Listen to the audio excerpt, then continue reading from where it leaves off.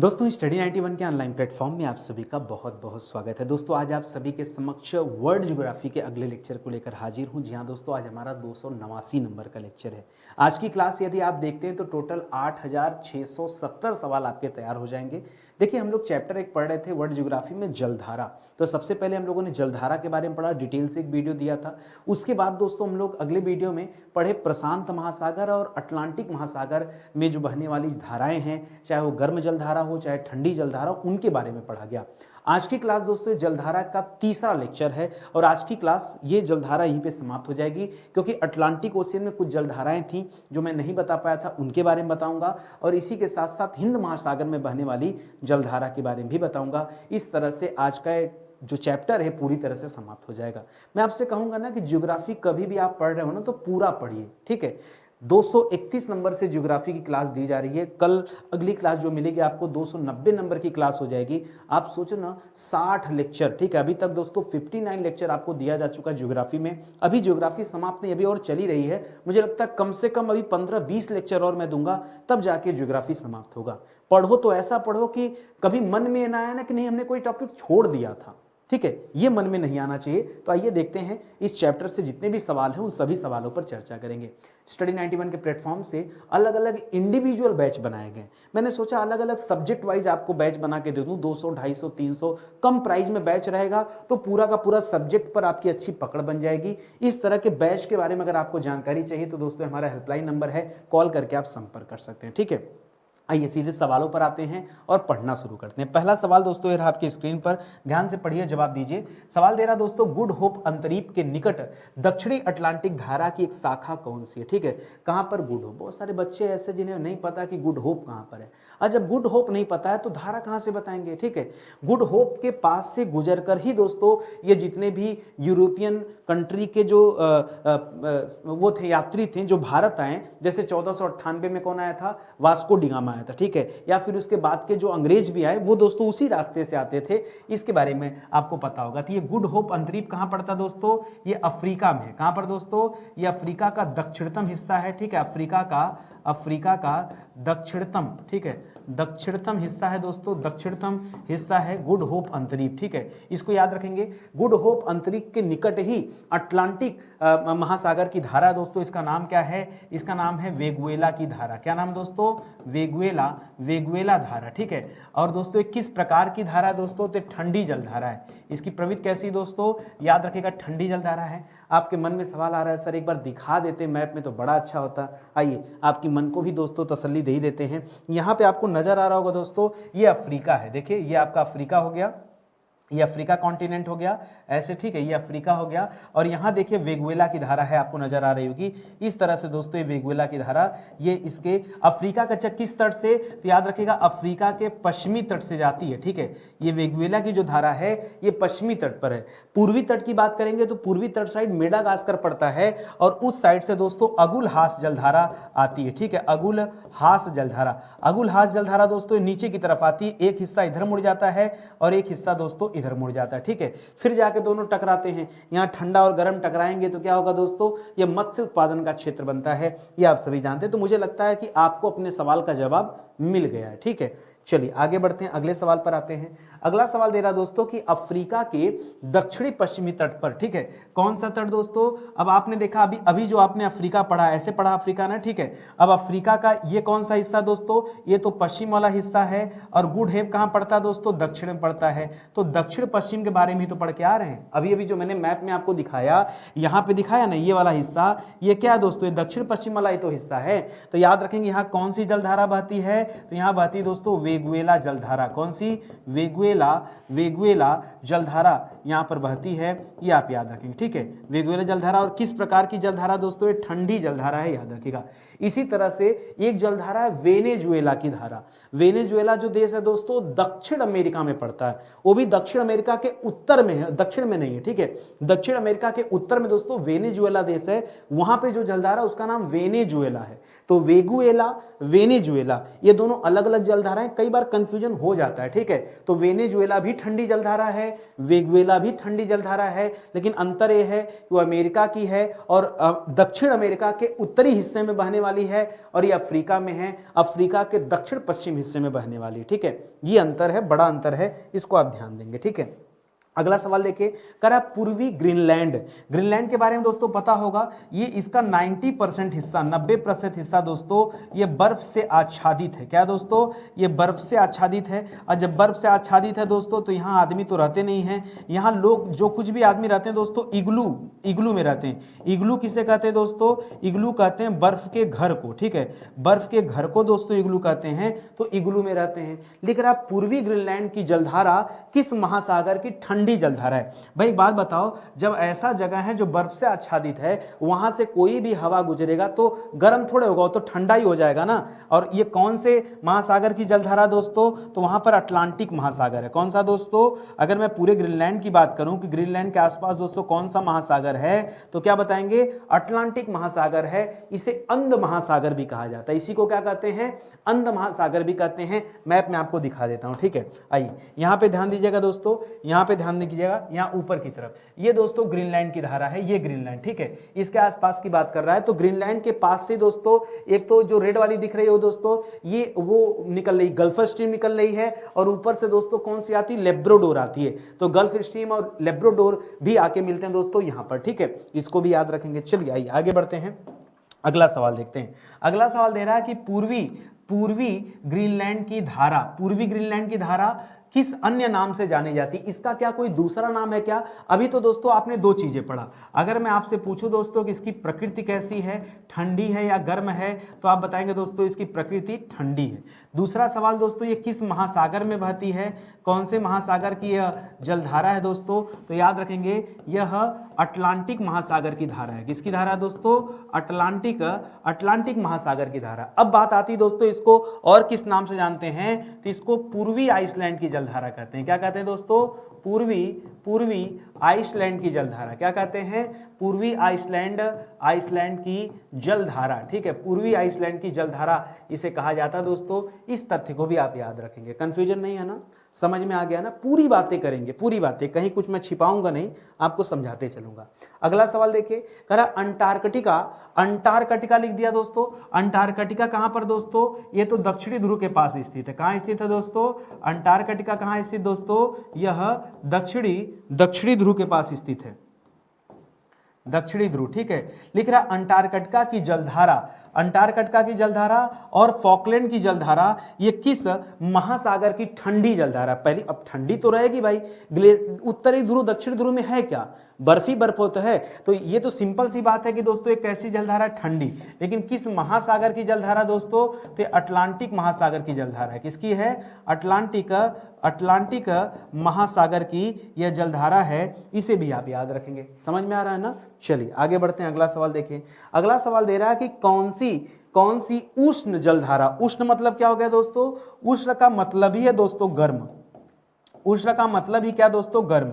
कह रहा है कौन सी उष्ण जलधारा 20 डिग्री उत्तरी अक्षांश के पास मैक्सिको की खाड़ी से उत्पन्न होती, पैदा होती है। तो कौन सी जलधारा दोस्तों जो मैक्सिको के पास से पैदा होती है, इसका नाम है दोस्तों गल्फ स्ट्रीम। क्या नाम है दोस्तों, गल्फ स्ट्रीम। और गल्फ स्ट्रीम की प्रवृत्ति कैसी है दोस्तों, तो ये गर्म जलधारा है, ठीक है। इसे दोस्तों हम क्या कहते हैं, इसके बारे में मैंने बताया है, इसे कहते हैं यूरोप का कंबल। क्या कहते हैं, यूरोप का कंबल, क्योंकि इस गर्म जलधारा की वजह से यूरोप का तापमान क्या हो जाता है, बढ़ जाता है। और तापमान का बढ़ना वो गर्मी को इंडिकेट करता है, यही तो, ठीक है। तो इसे भी याद रखेगा। चलिए आगे बढ़ते हैं अगले सवाल पर। अगला सवाल दे रहा दोस्तों कि समुद्री मछली पकड़ने का प्रसिद्ध स्थान जो ग्रैंड बैंक है दोस्तों, ये ग्रैंड बैंक कहां पर स्थित है। तो मैं आपको बता दूं दोस्तों, एक तरफ से अगर ऊपर की तरफ से दिखाऊं दोस्तों आपको, देखिए ऊपर की तरफ से लेब्राडोर की जलधारा आती है। कौन सी, लेब्राडोर जलधारा आती है। लेब्राडोर की जलधारा कैसी जलधारा दोस्तों, गर्म ठंडी जलधारा है। और नीचे से दोस्तों गल्फ स्ट्रीम की जलधारा आती है, ठीक है। कौन सी, गल्फ स्ट्रीम की जलधारा आती है। गल्फ स्ट्रीम कैसी जलधारा दोस्तों? गर्म जलधारा है। जब ये ठंडी और गर्म जलधारा आपस में जहां मिलती दोस्तों, वहीं पर दोस्तों क्या स्थित है? वहीं पर एक ग्रैंड बैंक स्थित है। क्या स्थित है? Grand bank. और किसके पास में स्थित है? तो अमेरिका के पास में एक स्थान है न्यूफाउलैंड। कौन सा स्थान दोस्तों? न्यूफाउलैंड स्थान है। वहीं पर दोस्तों ये मत्स्य उत्पादन का क्षेत्र बन जाता है। कहीं भी पूरे दुनिया में कहीं भी जहां गर्म और ठंडी जलधाराएं मिलेंगी, वहीं पर दोस्तों मत्स्य उत्पादन का क्षेत्र बनेगा।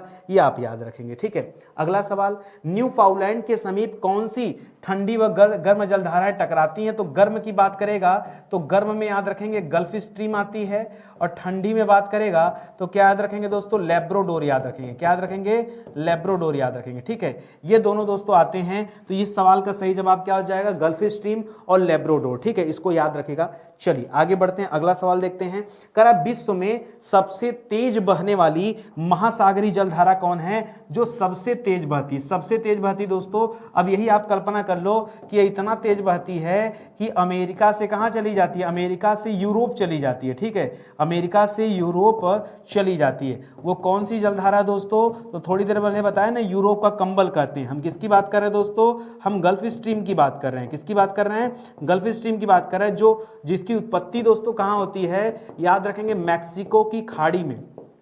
कहां?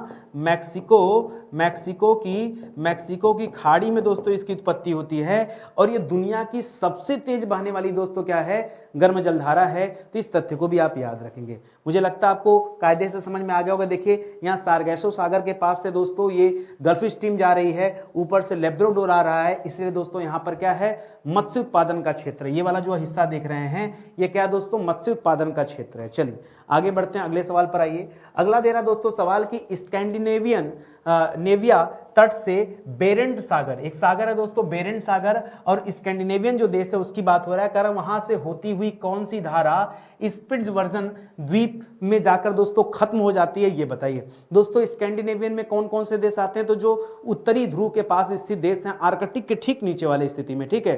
तो नॉर्वे है और स्वीडन वगैरह हो गए, फिनलैंड वगैरह हो गए, उसके बात रहे। तो वहीं पास में दोस्तों एक धारा चलती है, नॉर्वे की धारा, ठीक है, नॉर्वे की धारा, ठीक है। ये जो नॉर्वे की धारा दोस्तों ये वहीं चलती है और जाकर के स्पिट्जबर्जन द्वीप के पास दोस्तों ये समाप्त हो जाती है। बात आती है कि नॉर्वे की धारा है कैसी?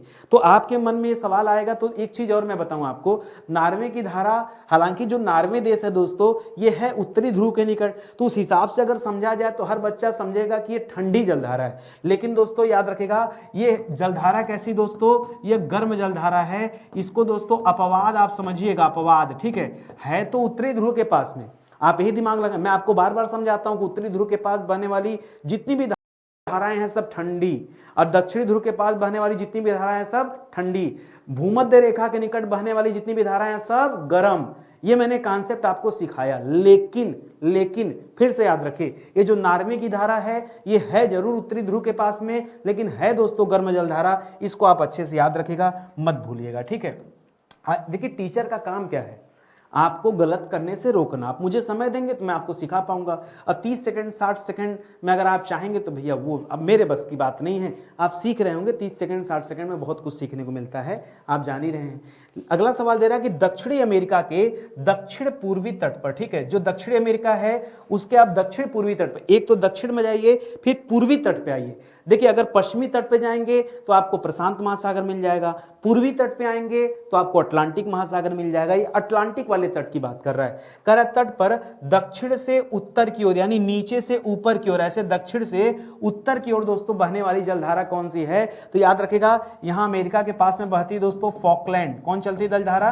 मैं आपको दिखा देता हूं इमेज में। यहां फॉकलैंड जलधारा है। कौन सी है? फॉकलैंड जलधारा। पहले ये बताइए फॉकलैंड जलधारा है कैसी? नीचे और जाएंगे दक्षिण में तो यहां पर वो पड़ जाएगा, क्या बोलते हैं, दक्षिणी गोलार्ध पड़ जाएगा, ठीक है, यहां पड़ जाएगा दोस्तों। और नीचे की तरफ जाएंगे तो क्या हो जाएगा? दक्षिणी गोलार्ध। और दक्षिणी गोलार्ध तो पूरी तरह से बर्फ से ढका हुआ है, ठीक है। इस वजह से दोस्तों यहां से गुजरने वाली जो जलधारा है, मतलब जाने वाली जलधारा जो फॉकलैंड है, ये भी दोस्तों ठंडी जलधारा है, ठीक है। इसको याद रखेंगे। आइए मैं आपको मैप में दिखा देता हूं। जैसे ये नीचे दोस्तों देखिए ये पूर्वी तट था, पूरब की तरफ का तट है, पश्चिमी तट है। तो पूर्वी तट पे ये पश्चिमी तट है, पूर्वी, इसको ऐसे करिए, ये दोस्तों क्या हो गया, ये हो गया दक्षिण अमेरिका, ऐसे समझिए, ये हो गया आपका दक्षिण अमेरिका। और ये दक्षिण अमेरिका का क्या हो गया दोस्तों, ये पश्चिमी तट हो गया, ठीक है, ये आपका पश्चिमी तट हो गया। और इधर आपका क्या हो गया दोस्तों, इधर आपका पूर्वी तट हो गया, पूर्वी तट। तो पश्चिमी तट पे दोस्तों ये जो पेरू करंट है, पेरू करंट है,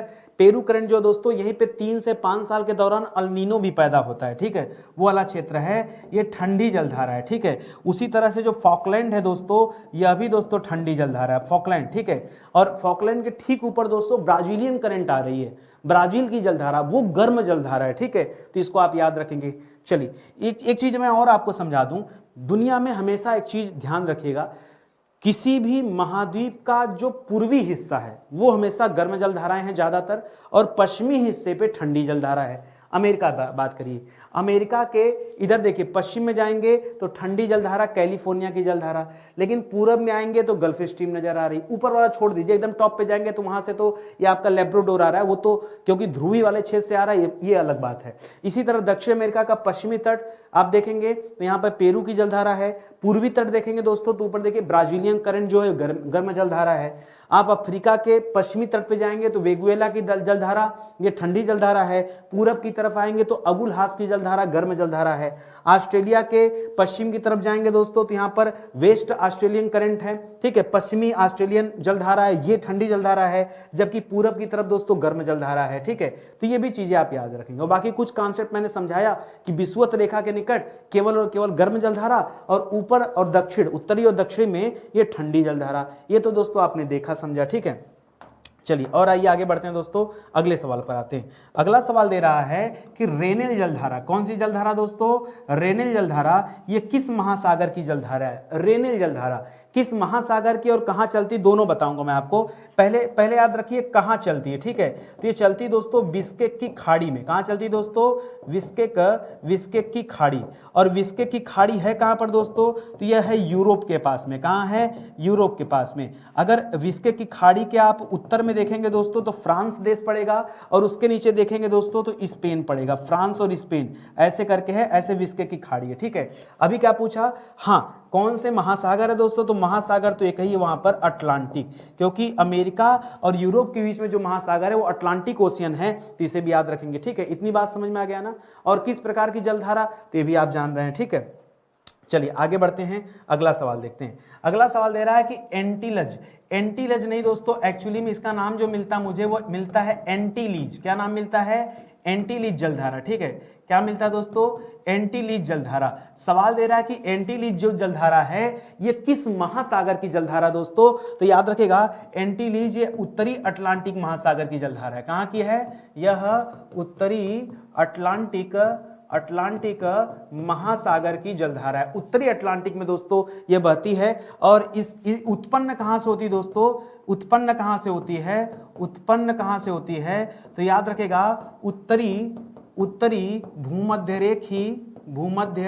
रेखी धारा से। ये कैसे पैदा होती है, उत्तरी, जिसे हम क्या करते हैं, नॉर्थ इक्वेटोरियल करंट, NEC बोलते हैं दोस्तों। तो NEC वाले से दोस्तों ये पैदा होती है, उसी की शाखा है। पैदा क्या होती है, ये आप शाखा मान सकते हैं, उसी की शाखा है, ठीक है, जो उत्तरी अटलांटिक ओशियन में बहती है। एंटीलीज इसका नाम है। क्या नाम है, एंटीलीज। तो कंफ्यूजन में कभी गलत जवाब मत दीजिएगा। अगला सवाल आइए दोस्तों, यही यहां से हमारा नया सवाल शुरू होता है हिंद महासागर का, कि हिंद महासागर की ठंडी व अस्थाई जलधारा कौन सी है। क्या, दोनों चीजें, एक तो ठंडी बताना, दूसरा अस्थाई बताना है। तो कौन सी है दोस्तों, वो एक ही है, वो कौन सी है, पश्चिमी ऑस्ट्रेलियन जलधारा। कौन सी, पश्चिमी ऑस्ट्रेलियन जलधारा। क्योंकि जो पूर्वी ऑस्ट्रेलियाई जलधारा है, तो मैंने बताया ना महाद्वीप का जो पूर्वी हिस्सा वो गर्म जलधारा है, ये दोस्तों ठंडी है। ये कैसी जलधारा दोस्तों, ये ठंडी, और यही आपसे पूछा है। अगर यही आप कह देंगे दोस्तों पूर्वी ऑस्ट्रेलियाई जलधारा, अगर मान लीजिए आपने कह दिया पूर्वी ऑस्ट्रेलियाई या ऑस्ट्रेलियन जलधारा, तो याद रखेंगे जो पूर्वी हिस्से में है वो गर्म है। पूर्वी हिस्से में क्या है दोस्तों, गर्म है, और जो पश्चिमी हिस्से में वो क्या है, ठंडी है, ठीक है, इसको याद। और पूर्वी वाले की बात करेंगे तो प्रशांत में है। ये कहाँ है दोस्तों, ये प्रशांत महासागर आ जाएगा। और आप पश्चिमी की बात करेंगे तो ये वाला कहाँ है दोस्तों, ये आपके हिंद महासागर में बह रही है, ठीक है, हिंद महासागर। दिखाऊं इमेज, देखिए कहाँ पर दोस्तों, मैं इमेज दिखा दे रहा हूँ आगे, ठीक है, यहाँ पे ये देखिए यहाँ पे आपको नजर आ रहा होगा दोस्तों, पेन चेंज कर लूँ, एक सेकंड रुकिए। यहाँ पे देखिए ये आपका ऑस्ट्रेलिया है, ये आपका ऑस्ट्रेलिया है, ठीक है, ये ऑस्ट्रेलिया हो गया। और ऑस्ट्रेलिया के इस साइड देखिए, इस साइड देखेंगे तो यही दोस्तों क्या है, यही पश्चिमी ऑस्ट्रेलियाई धारा है, ठीक है। पश्चिमी ऑस्ट्रेलियाई धारा कैसी है, ठंडी। और इस साइड क्या है दोस्तों, इस साइड पूर्वी ऑस्ट्रेलियाई धारा आ रही है, ऐसे नीचे की तरफ आ रही है, जबकि ये ऊपर की तरफ जा रही है। ये पूर्वी वाली कैसी दोस्तों, तो पूर्वी वाली गर्म है, पूर्वी वाली कैसी है, ये गर्म है, ठीक है। तो इसको याद रखेंगे, देख लीजिए अच्छे से, समझ में आ जाएगा। आ रही बात समझ में? देखिए इसके लिए तो और डिटेल में ज्योग्राफी आपको पढ़ने की जरूरत है, ठीक है। फिलहाल मेरा तो काम है दोस्तों कि कम से कम इतनी जानकारी आपको होनी चाहिए, इसलिए मैं आपको बताते चल रहा हूं, ठीक है। अगला सवाल देखिए, करा कि दक्षिण विषुवत रेखी जलधारा। दक्षिण विषुवत रेखी जलधारा का मतलब क्या है, पहले ये समझिए। दक्षिण बोल दिया यानी साउथ बोल दिया, विषुवत रेखी मतलब इक्वेटोरियल बोल दिया, और जलधारा मतलब करंट कर दिया, ठीक है। तो यस ईसी की बात कर रहा है। कह रहा है मोजाम्बिक की जलधारा व अगुलहास की जलधारा ये किस महासागर की गर्म जलधारा है। मैंने पहले ही बताया दोस्तों, मोजा से गर्मी होता है और अंगुली जल गया है भी गर्मी से, तो ये दोनों दोस्तों गर्म जलधाराएं हैं। और मोजाम्बिक के बारे में आप जान ही रहे हैं। और अगुलहास दोस्तों अफ्रीका के पूर्वी साइड में चलता है। तो ये हिंद महासागर की दोस्तों ये दोनों जलधाराएं हैं। कहाँ की हैं दोस्तों, हिंद महासागर की जलधाराएं हैं। मैं आपको दिखा देता हूं, देखिए एक तो दोस्तों अगुलहास बोला है, तो अगुलहास देखिए यहां पर है, कहां पर है, यहां देखिए अगुलहास की जलधारा है। एक मिनट, ये देखिए ये जो जलधारा है दोस्तों, ये अगुलहास की जलधारा है। कौन सी, ये अगुलहास की जलधारा है। और एक आपसे मोजाम्बिक पूछा है, ठीक है। एक कौन सा पूछा दोस्तों, मोजाम्बिक, ठीक है। तो यहां पर शो नहीं कर रहा है, ठीक है। चलिए कोई बात नहीं, फिलहाल दोनों दोस्तों यहीं पे रहेगा, इसको आप याद रखेंगे, ठीक है। चलिए आगे बढ़ते हैं। कुछ कुछ जलधाराएं इसमें नहीं दिया हुआ है इमेज में, ठीक है। घबराने वाली बात नहीं, समझने वाली बात है कि आप समझते चलिए कि कौन सी जलधारा है कहां पर। अगला सवाल, उत्तर पूर्वी मानसून धारा कौन सी दे दिया दोस्तों, उत्तर पूर्वी मानसून धारा ये अपनी वाली है। क्या है दोस्तों, ये अपनी वाली धारा है। कौन सी है, अपनी वाली धारा। अपनी वाली धारा मतलब जो भारतीय उपमहाद्वीप में चलती है, ठीक है। भारतीय उपमहाद्वीप जो है दोस्तों, यहाँ वाली धारा दोस्तों वही पूछ रहा, उत्तर पूर्वी मानसून धारा ये किस महासागर की जलधारा है। तो भारत के आसपास कौन सा महासागर है, याद रखेंगे हिंद महासागर। ये हिंद महासागर की जलधारा दोस्तों याद रखेंगे, ठीक है। अगला सवाल देखिए, अगला सवाल दे रहा है कि कौन सी धारा भूमध्य रेखा के उत्तर में, भूमध्य रेखा के उत्तर में, ठीक है, बंगाल की खाड़ी और अरब सागर में चलती है। उत्तर बोल दिया, इसका मतलब क्या दोस्तों, सीधे सीधे नॉर्थ इक्वेटोरियल करंट की बात कर रहा है, यानी NEC की बात कर रहा है, ठीक है। यहां पर दोस्तों कौन सा है, ये उत्तर में है, इसीलिए तो इसका नाम है उत्तर पूर्वी मानसून धारा। इसीलिए इसका नाम क्या दोस्तों, उत्तर पूर्वी मानसून धारा। यही दोस्तों इस सवाल का सही जवाब भी है, ठीक है। अगला सवाल देखिए, दे रहा कि कौन सी धारा अपनी अनेक छोटी छोटी उपधाराओं में, अपनी छोटी छोटी उपधाराओं के साथ बंगाल की खाड़ी और अरब सागर में दोस्तों घुसती है। तब दोस्तों बच्चा यहां गड़बड़ कर देता है। अब बात को समझिएगा, अब जो घुसने वाला काम है दोस्तों, ये उत्तर की जगह क्या कर लीजिए, उत्तर की जगह कर लीजिए दक्षिण, ठीक है, दक्षिण। और पूरब की जगह कर लीजिए पश्चिम, ठीक है। तो दक्षिण पश्चिम जो मानसून धारा है घुसने का काम ये करती है, ठीक है, दक्षिण पश्चिम मानसून धारा, ठीक है, ये दोस्तों घुसने का काम करती है। ये तो ऑलरेडी वहां पर स्थित है, ठीक है। तो कौन जाती है ये आपको बताना है, ये जरा समझिएगा स्टार लगा के इस सवाल में, नहीं तो यहां भी बच्चे बहुत गलती करते हैं। अगला सवाल दे रहा दोस्तों कि दक्षिण विषुवतीय धारा। दक्षिण विषुवतीय धारा का मतलब क्या हो गया, दक्षिण का मतलब हो गया साउथ, विषुवतीय का मतलब हो गया इक्वेटोरियल, और धारा का मतलब हो गया करंट। यस इसी की बात कर रहा है, कह रहा यह किस धारा, कह रहा इससे किस धारा का जन्म होता है। कौन सी धारा दोस्तों इससे पैदा होती है, तो इससे मोजाम्बिक की धारा पैदा होती है। कौन सी दोस्तों, इससे मोजाम्बिक जलधारा दोस्तों पैदा होती है। और मोजाम्बिक जलधारा कैसी दोस्तों, तो इसकी प्रवृत्ति कैसी है दोस्तों, गर्म। और वैसी भी विषुवत रेखा के निकट जितनी भी जलधाराएं हैं सब दोस्तों गर्म जलधाराएं हैं जो पैदा हो रही हैं, ठीक है। अगला सवाल दे रहा है कि अफ्रीका के पूर्वी तट पर लगभग 80 किलोमीटर की दूरी पर कौन सी जलधारा पैदा होती, ठीक है। कहां पर दोस्तों, अफ्रीका के पूर्वी तट पर। इस तरह से अफ्रीका बना था और इस साइड की बात करा दोस्तों, तो पूर्वी तट पर दोस्तों कौन सी जलधारा पैदा हो रही थी, इस साइड हम लोगों ने पढ़ा था अगुलहास जलधारा, जो कहां मेडागास्कर के पास से जा रही, ठीक है। अगुलहास जलधारा, अगुलहास जलधारा किसके पास से गुजर रही दोस्तों, याद रखेंगे मेडागास्कर के पास से। मेडागास्कर के पास से दोस्तों गुजरती है। यह जलधारा 80 किलोमीटर पूर्व में स्थित है, ठीक है, इसे भी याद रखिए। अगला सवाल देखिए, कह रहा है दक्षिणी हिंद महासागर की धारा, दक्षिणी हिंद महासागर, ठीक है, हिंद महासागर का जो दक्षिण वाला हिस्सा है, हिंद महासागर की धारा का विस्तार कौन सा, इसका विस्तार कौन सा दोस्तों, तो ये जो अगुलहास धारा पढ़ते हैं ये इसी का विस्तार है, ठीक है। अगुलहास धारा जो है किसका विस्तार है दोस्तों, ये दक्षिणी हिंद महासागर में बहने वाली जो धारा है ये उसी का दोस्तों विस्तार माना जाता है, ठीक है। और आगे आ जाइए दोस्तों, अगला सवाल दे रहा है कि महासागरीय जलधाराएं तटीय भागों के जलवायु को प्रभावित करती हैं या नहीं। अरे गजब सवाल कर दिया। अच्छा मान लीजिए एक बात कहें आपसे, मान लीजिए आपका घर समुद्र के किनारे हो और समुद्र के किनारे कैसी ठंडी जलधारा चलती हो, तो ठंडी जलधारा चलेगी तो आपको ठंडा नहीं लगेगा, नहीं सर हम भालू हैं नहीं लगेगा। क्या तमाशा किए भाई, कि सवाल में दम है कुछ, कोई दम नहीं है ना। अरे सिंपल सी बात है, अगर जलधारा गर्म है तो गर्म लगेगा, जलधारा ठंडी है तो ठंडी लगेगा। और भाई तटीय प्रदेशों में क्यों नहीं फर्क पड़ेगा, हवाओं का फर्क तो पड़ेगा ना। तो जलधारा भी तो, अब मान लीजिए जलधारा भी तो एक तरह की स्ट्रीम है, ठीक है, जब वो धारा ही गर्म है तो उससे टकराने वाली हवा भी गर्म हो जाएगी, अगर धारा ठंडी होगी तो हवा भी ठंडी हो जाएगी, तो प्रभाव पड़ेगा कि नहीं, हाँ हाँ। और याद रखिए एक चीज और यहां नोट करिए, अत्यधिक प्रभाव पड़ेगा, ठीक है, थोड़ा बहुत नहीं, अत्यधिक प्रभाव पड़ता है, ये आप एक लाइन में याद रखिए, ठीक है। अगला सवाल देखिए, अगला सवाल दे रहा है कि ठंडी में यूरोप को कौन सी जलधारा गर्म रखती है, ठीक है। देखिए यूरोप तो दोस्तों वैसे भी ठंडा प्रदेश है, यूरोप क्या दोस्तों, ये ठंडा प्रदेश है। और ठंडा प्रदेश में जब दोस्तों शीत का समय आता है, ठंडे प्रदेश में जब शीत ऋतु आता है दोस्तों, तब तो दोस्तों यहाँ टेम्परेचर माइनस में चला जाएगा, यहाँ के लोग जीवित कैसे रहेंगे। तो इनको बचाती दोस्तों गल्फ स्ट्रीम की जलधारा, कौन बचाती है, गल्फ स्ट्रीम की गर्म जलधारा वो दोस्तों बचाती है। क्यों, क्योंकि वही जलधारा दोस्तों यहाँ शीत ऋतु में यहाँ तक पहुँचती है और पूरे यूरोप के टेम्परेचर को बढ़ा देती है। ये क्या करती दोस्तों, ये जो जलधारा है ये यूरोप के टेम्परेचर को क्या करती है, बढ़ा देती है। टेम्परेचर बढ़ना मतलब गर्मी, टेम्परेचर बढ़ना मतलब गर्मी, इस तरह से यूरोप गर्म हो जाता है और माइनस में टेम्परेचर नहीं जा पाता है। ये तथ्य है दोस्तों, इसको याद रखिएगा। अगला सवाल दे रहा है, क्या जलधाराएं पृथ्वी पर उष्मा संतुलन में मदद करती हैं। मदद नहीं करती तो यूरोप खत्म नहीं हो जाता। आप बताइए, अगर यूरोप को ठंडा होने से नहीं बचाया जाता तो यूरोप खत्म नहीं हो जाता। तो सीधे सीधे कहिए ना कि हाँ उष्मा संतुलन में मदद करती हैं, जलधाराएं नहीं होती तो दोस्तों जहां ठंडी वहां ठंडी रह जाता, जहां गर्म वहां गर्म रह जाता, और उसकी वजह से दोस्तों लोग क्या हो जाते, मरते। ठीक है, तो इस बात को समझिएगा।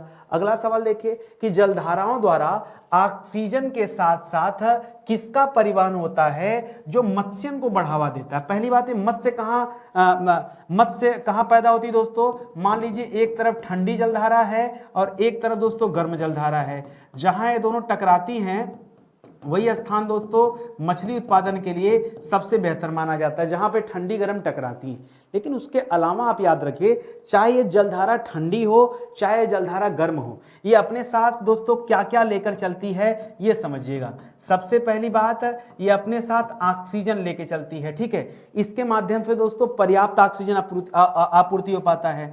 दूसरा दोस्तों, ये अपने साथ पोषक तत्वों को लेकर चलती है, तो पोषक तत्व मिल जाता है। तीसरा दोस्तों, ये अपने साथ प्लैंकटन ले चलती है, प्लैंकटन, ठीक है, प्लैंकटन।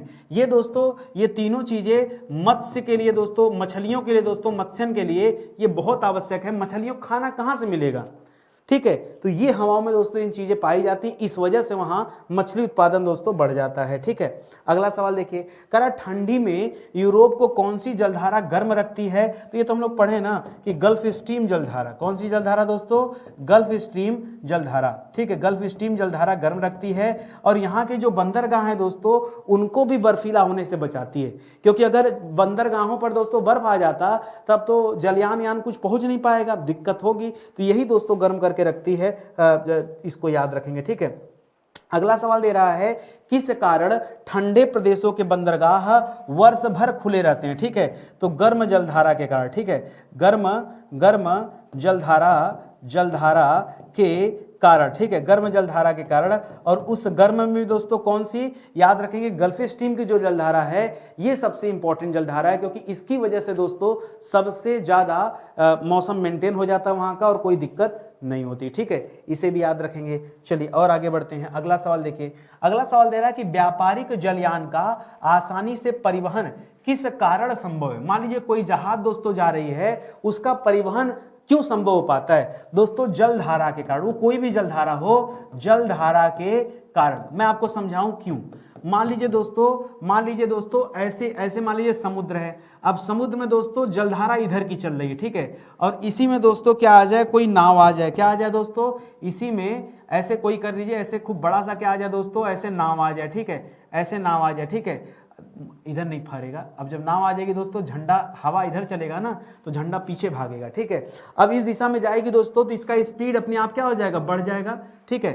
अगर अगर अगर नाव को इस दिशा में जाना है तो इसकी स्पीड क्या हो जाएगी दोस्तों, बढ़ जाएगा। भाई विपरीत जाता तो घट जाता ना, लेकिन जब धाराओं के साथ कोई इंसान, जैसे मान लीजिए अब मैं कहूँ आप साइकिल चला रहे हैं, ठीक है, अब हवा आपकी विपरीत जा रही है, आपको ज्यादा मेहनत करना पड़ेगा, और हवा आपके पीठ पे आ रही है तो ऐसे आपके दिशा में जा रही है, तो अब धीरे धीरे भी करेंगे तो एकदम फटाफट गाड़ी चलेगी ना, स्पीड बढ़ जाएगा। तो दोस्तों व्यापारिक जलयान को आसानी से परिवहन क्यों मिल पाता है, क्योंकि जलधाराओं के कारण। उस जलधारा में जैसे व्यापारिक यान आते हैं उनको ज्यादा मेहनत नहीं करना होता, बस खाली डायरेक्शन, इससे हवा तेज चली तो साइकिल की हैंडल खाली मोड़िए आप, ठीक है, ब्रेक पे ध्यान दीजिए, रोकने पर, चलाने पे ज्यादा ध्यान नहीं देना। बस कॉन्सेप्ट ये है दोस्तों, इसको समझिए, ठीक है। अगला सवाल कह रहा है कि कौन सी जलधारा ठंडे प्रदेशों में वर्षा के लिए जिम्मेदार है, ठीक है। एक तो ठंडा प्रदेश, ठीक है, ठंडे में ठंडी पड़ेगा, कैसे वर्षा के लिए जिम्मेदार है दोस्तों, बादल होगा। अब बादलों को दोस्तों जब ये जलधाराएं गर्म हवाएं जाती हैं तो बादल भी गर्म हो गए। अब ठंडा चीज गर्म करेंगे तो पानी बन ही जाएगा। भाई बर्फ ठंडा था, आप गर्म कर दीजिए, पानी बन गया, समझ रहे हैं ना। तो दोस्तों किस वजह से ऐसा हो पाता है, याद रखिएगा गर्म जलधाराओं के कारण, ठीक है, गर्म जलधाराओं के कारण यहां बारिश भी संभव हो पाती है। आप मेरा कॉन्सेप्ट समझ गए होंगे, ठीक है, मेरी बात समझ गए ना, ठीक है, क्योंकि जो बादल होते हैं उनसे गर्म हवाएं टकराती हैं तो वर्षा तो होना ही होना है, ये आप याद रखेंगे। अगला सवाल दे रहा दोस्तों कि किस कारण जलयान संचालन में बाधा उत्पन्न होती, कौन सा कारण है। जैसे जलयान संचालन में मदद भी मिलती है तो बाधा भी मिलती है। बाधा कब होता है दोस्तों, जैसे मान लीजिए एक तरफ से ठंडी जलधारा आ रही है, दूसरी तरफ से दोस्तों गर्म जलधारा आ रही है, ठीक है, एक तरफ ठंडी दूसरी तरफ गर्म। अब ये जहां टकराती दोस्तों, जहां टकराएंगी यहां बनेगा दोस्तों कुहरा, यहां क्या बनेगा दोस्तों, कुहरा।